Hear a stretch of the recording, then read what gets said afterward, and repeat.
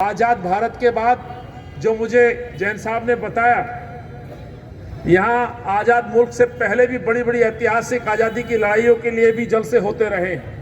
ये चौक है इस बात का उदाहरण, या यूँ कहूँ कि गवाह है ये चौक इस बात का, जब जब अन्याय बढ़ा है, जब जब जन विरोधी नीतियाँ आई हैं, तब तब शहर के लोग यहाँ एकत्रित हुए।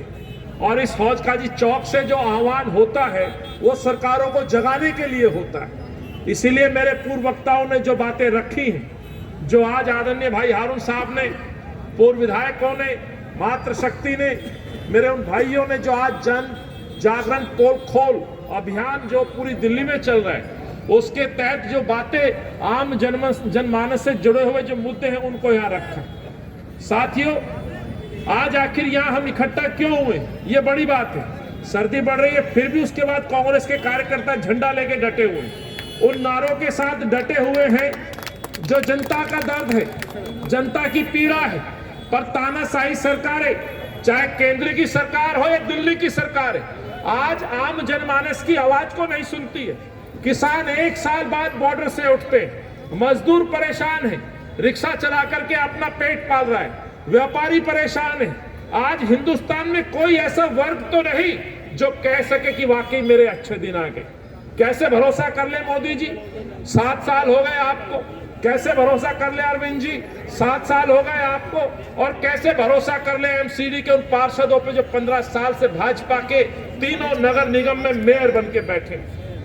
इन वर्षों में, खास तौर से पिछले 7 सालों में कुछ इस शहर में बदला है तो माफ करिएगा। हारून भाई, आदरणीय कुंवर साहब, आदरणीय जैन साहब जैसे लोगों ने इस शहर को बनाया। शीला दीक्षित इस देश की, इस दिल्ली की मुख्यमंत्री रहते हुए इस शहर को एक नई पहचान देके गई। इसीलिए जब मैं कहता हूं, जब मैं यहाँ आया और मैंने देखा इस शहर में जहां जी सभा हो रही है, यहाँ 2-3 तरह के लोग हैं। एक दिल्ली का वो वर्ग है जो मजदूरी करके अपना पेट पाल रहा है, एक वो वर्ग है जो दुकान खोल के अपनी दुकान चला करके मजदूर को काम देता है और अपने घर के लिए रोजी कमाता है, और एक प्रवासी है जो देश के कोने से आकर के एशिया की सबसे बड़ी इस मार्केट में थोक व्यापारियों से माल ले जाकर के अपने शहर में बेचता है। साथियों, 15 साल के उस अनुभव को जब प्रवासी आकर के हमसे शेयर करते थे, क्योंकि मैं पूरे देश में घूमा हूं, पार्टी ने मौका दिया है, उड़ीसा जैसे प्रदेश में इंचार्ज रहा। जब कोई साथी आता है तो कहता है जी अब ये शीला जी की दिल्ली नहीं रही। जिस शहर को शीला जी कांग्रेस ने बनाया था, माफ करना, 7 साल में ये शहर बर्बाद हो गया। वैसे ही लोग यहाँ आकर के भी अनुभव शेयर करते हैं, साझा करते हैं। लेकिन सवाल यह है कि सोनिया जी ने आज पूरे देश में कांग्रेस के कार्यकर्ताओं को आह्वान किया है कि जनजागरण करिए, पोल खोलिए, सरकारों की कमियों को बताइए, इनकी कथनी करनी का फर्क जनता के सामने लाइए।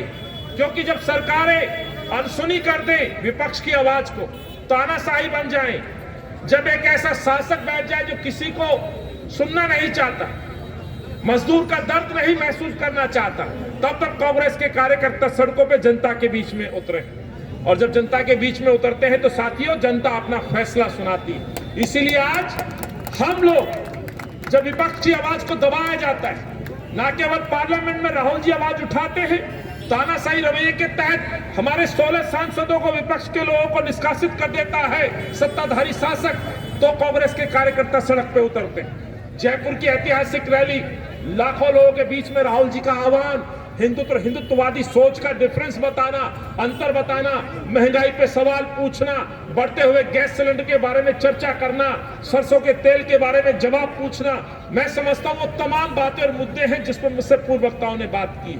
लेकिन मैं आज एक गंभीर विषय के ऊपर आपसे बात करूंगा, उन बातों को नहीं दोहराऊंगा जो आदरणीय हारून साहब ने बात की। हारून भाई ने कई महत्वपूर्ण विभागों में काम किया है। मैं पीछे बोर्ड देख रहा हूं, एक जनाब आम आदमी के नाम पर इमरान हुसैन साहब यहाँ मंत्री बने बैठे।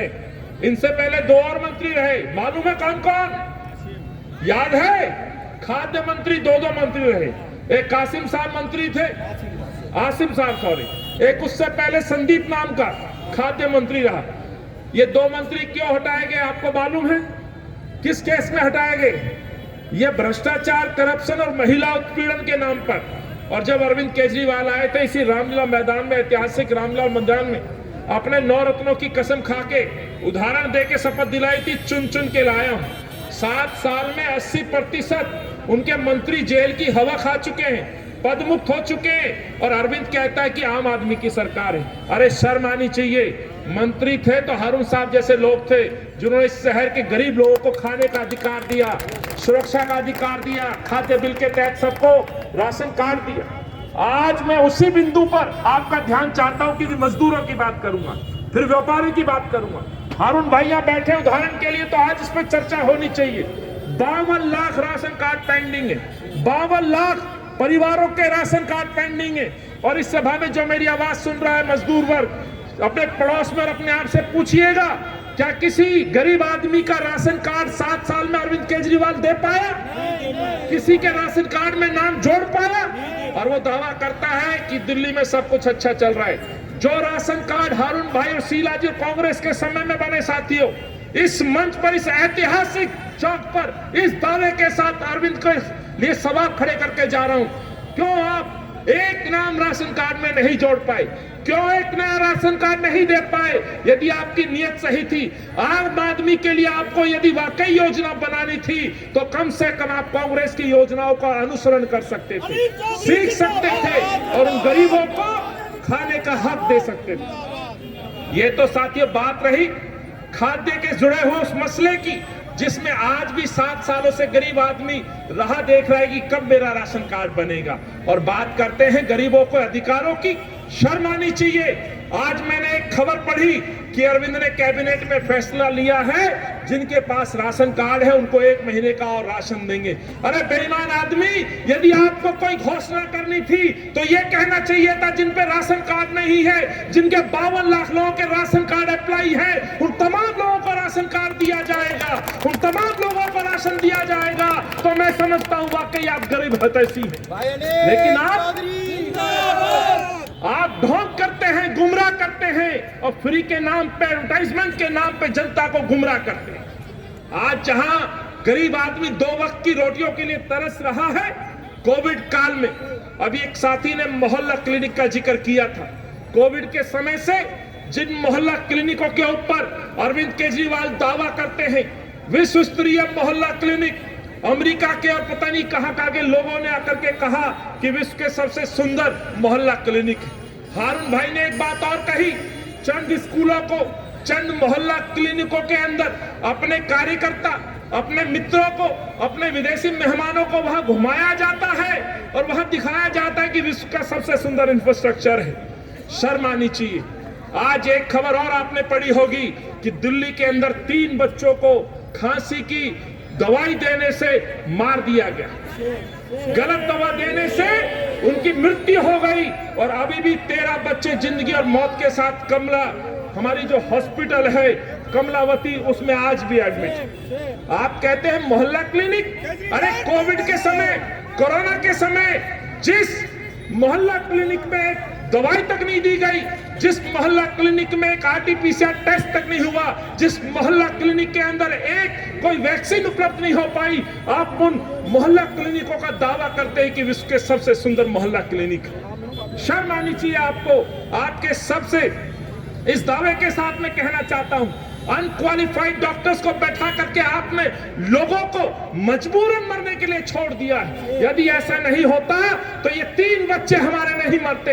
ये बच्चे मजदूरों के हैं, जो दिहाड़ी मजदूर होते हैं, मजबूरन इन मोहल्ला क्लिनिकों में दवाई लेने जाते हैं, और इन मोहल्ला क्लिनिकों पे जो दवाई की जो कसौटी पे जो खरा उतरने का जो दावा होना चाहिए, मैं समझता हूं वो उच्च स्तर की दवाइयां भी वहां उपलब्ध नहीं हो पाती। इसलिए अरविंद केजरीवाल के जो दावे, मोहल्ला क्लिनिक, मजदूरों का राशन, ये बड़ा गंभीर विषय है। लेकिन इस साथ के साथ मैं ये भी कहना चाहता हूं, बहुत सारे दुकानदार भाई, कल मैंने एक ट्वीट किया था, दरियागंज के एक कपड़ा व्यापारी के दुकान में क्रिकेट खेलता वीडियो एक वायरल हो रहा है। बड़ा शोरूम है कैंटाबेल का दरियागंज पे। मेरे साथी ने भेजा कि जी दुकानदार क्रिकेट खेल रहे हैं, अब क्रिकेट मैदान में नहीं दुकान में खेली जा रही है। मगर भाई क्यों खेली जा रही है, जरा पूछो उनसे, बात करो। वो साथी अंदर गया, वीडियो बनाया और उसने पूछा, तो उसने कहा भाई साहब जब तक ये मोदी है ना, माफ करना, अभी तो दुकानों के अंदर क्रिकेट खेल रहे हैं। और उसने कटाक्ष के तौर पर जो कहा, यदि मोदी जी नहीं होते तो मुझे लगता है कि शायद हम सांस भी नहीं ले पाते, इसलिए क्रिकेट खेल रहे हैं। हमने दुकान को मैदान बना दिया। कितने अच्छे दिन आ गए। अरे शर्म आनी चाहिए। आज कपड़ों के ऊपर आप जीएसटी लगाते हैं। आज आपके जो शूज जो 200, 400, 500 रुपए, 1000 रुपए के शूज होते थे कांग्रेस के समय, किसी पे ना वैट ना उस पे को टैक्स लगता था। आज व्यापारी को मरने के लिए छोड़ा जा रहा है। आज व्यापारी परेशान, मजदूर परेशान, महिला परेशान, और अरविंद और केंद्र सरकार कहती है कि दिल्ली में सब कुछ ठीक है। मैं अंत में ज्यादा कुछ ना कहते हुए सिर्फ ये एक बात के साथ आपकी बात को खत्म करूंगा। साथियों, 7 साल पहले अरविंद आते थे कि दिल्ली को, शहर को विश्व की पहचान बनाएंगे। मुझे नहीं मालूम किस तरह की पहचान बनी। 3 बार मुख्यमंत्री आप लोगों ने बना दिया। दिल्ली ने बना दिया, मजदूर ने बना दिया, व्यापारी ने बना दिया। इन 3 बार मंत्री बनने के साथ साथ उनके बयान भी बदले गए। एक बयान याद आता है जब उन्होंने कहा कि दिल्ली को सिंगापुर बना दूंगा, लंदन पेरिस बना दूंगा, दिल्ली को विश्व की पहचान बना दूंगा। अरे किस तरह की पहचान बनी ये दिल्ली पिछले 7 सालों में देख चुकी है। इसलिए मैं हमेशा कहता हूं, दिल्ली नंबर 1 बनी नहीं बनी, लेकिन आज महिला उत्पीड़न में दिल्ली नंबर 1 है। आज जो दिल्ली की पहचान है वो रेप कैपिटल के रूप में जानी जाती है, चैन स्नैचिंग के रूप में जानी जाती है। आज कोई बहन रिक्शे में नहीं जा सकती, पता नहीं कब मोबाइल छीन लिया जाए, कब उसकी गले की चैन तोड़ ली जाए। आज ये दिल्ली को पहचान आपने दे दी है। आप कहते थे लंदन पेरिस बनाएंगे। अरे कोई मौसम आ जाए, दिल्ली की स्थिति दुनिया जान लेती है। मानसून आता है तो अरविंद के अपने विधानसभा एरिया में किश्ती तैरती नजर आती है। ये दिल्ली बना दिया आपने। जब मानसून आता है तो कभी कभार पहले अंडर ब्रिज में पानी भरता था। आज दिल्ली का कोई ऐसा अंडर ब्रिज नहीं है जहां पानी नहीं भरता। चाहे मिंटो ब्रिज हो, तिलक ब्रिज हो, चाहे आपका बदरपुर का ब्रिज हो या द्वारका का अंडर ब्रिज हो, जहां पानी ना भरता हो, जहां मौतें ना होती हो। और आप कहते हैं दिल्ली को मैंने विश्व का शहर बना दिया। शर्म आनी चाहिए। आज दिल्ली के अंदर सबसे ज्यादा बेरोजगार भाई यहां पर है। लगभग 13,27,000 रजिस्टर्ड बेरोजगार युवा, शिक्षित बेरोजगार युवा आज दिल्ली में। उनको रोजगार नहीं देते। पंजाब और उत्तराखंड में कहते हैं कि 1 साल में 1 लाख नौकरियां दूंगा। 440 का आंकड़ा शेयर किया है हारून भाई ने। दिल्ली में कहा था 5 साल में 8 लाख नौकरी दूंगा। 440 नौकरी देने वाला आदमी कैसे ये कह सकता है कि मैं उत्तराखंड और पंजाब में नौकरी दूंगा। शर्म आनी चाहिए। इसलिए कहता हूं, ये शहर यदि नंबर 1 बना तो कोविड में सबसे ज्यादा मौतें किसी शहर राजधानी में हुई तो दिल्ली में हुई। यदि कहीं राजधानी ऑक्सीजन की कमी से कोई साबित हुई तो दिल्ली राजधानी बनी। बेड की कमी कहीं दिखाई दी तो दिल्ली राजधानी में दिखाई दी। प्रदूषण में दिल्ली नंबर 1 बनी, बेरोजगारी में नंबर 1 बनी, महिला उत्पीड़न में नंबर 1 बनी। और माफ करना, यह दिल्ली के मंत्रिमंडल के सबसे ज्यादा लगभग 80% कोई मंत्री जेल की हवा खाने गए हैं तो उसमें भी दिल्ली नंबर 1 बनी। अरविंद केजरीवाल की कैबिनेट बनी। मैं यही कहते हुए, विषय और बातें बहुत सारी बातें मोदी जी ने कही। शिक्षा का मॉडल जिक्र किया। अंतर 15 से 50,000 बच्चे आज भी कम है शीला जी और हारून जी की कमेटी और उस समय की सरकार के बीच में। लेकिन आज अरविंद केजरीवाल कहते हैं, प्रचार प्रसार करते हैं, शिक्षा मॉडल, जिस पे बड़े विस्तार से मेरे साथी ने बात रखी। अंत में यही कहते हुए, बातें बहुत है, हर विभाग पे घंटों मैं भी बोल सकता हूं, हारून भाई भी बोल सकते हैं। जो 15 साल में जिस शहर को कांग्रेस और शीला जी ने बनाया, उस शहर को माफ करना 7 साल में धीरे धीरे अरविंद ने उसको बर्बाद कर दिया। और आज वही परिणाम सामने आ रहे हैं। पहले 2013 के बाद 2-3 साल में जो नींव कांग्रेस ने डाली थी उस पर यह शहर आगे बढ़ता रहा।